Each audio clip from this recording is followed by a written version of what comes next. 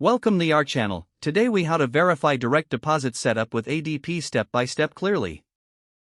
Open your web browser and navigate to the ADP website.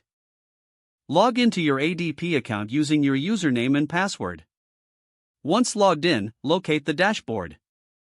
Find the Myself tab in the navigation menu.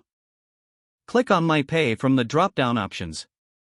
Select Direct Deposit from the available choices. Here, you will see your current direct deposit settings. Check the listed accounts to confirm they match your intended deposit accounts.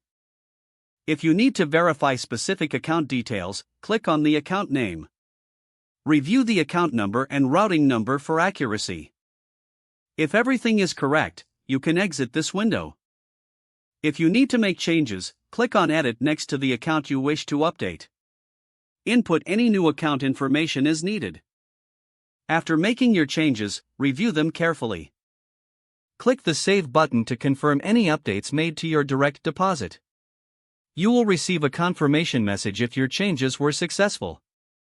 To ensure everything is set up correctly, it's helpful to review your account again after a few days. If you encounter any issues, consider reaching out to your HR department for assistance.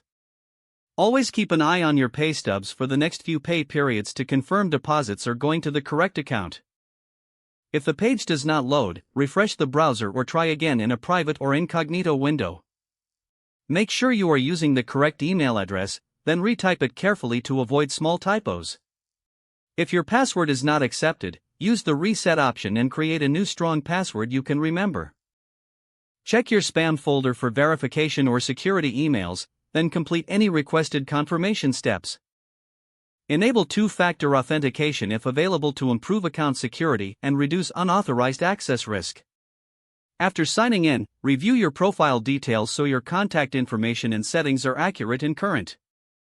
If you see an error message, note it down and try again after restarting your device and internet connection.